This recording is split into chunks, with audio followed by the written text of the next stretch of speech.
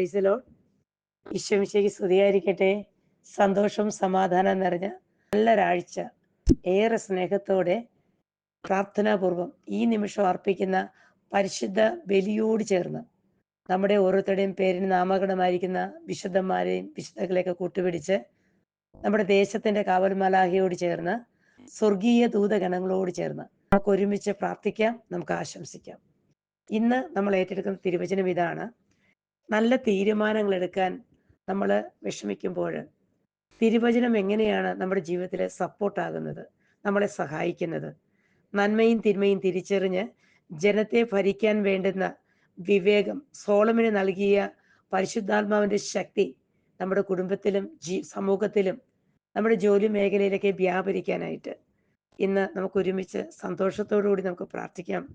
ഉൽപ്പത്തിയുടെ പുസ്തകത്തിൽ 1-ാമത്തെ അധ്യായത്തിൽ 3-ാമത്തെ തിരുവചനം. പലപ്പോഴും എൻ്റെ ജീവിതത്തിൽ ആശയക്കുഴപ്പം കൊണ്ട് പലപ്പോഴും തീരുമാനമെടുക്കാൻ ഞാൻ അസ്വസ്ഥപ്പെടുമ്പോൾ എനിക്ക് സഹായകമായി കിട്ടുന്നൊരു വചനമാണിത്.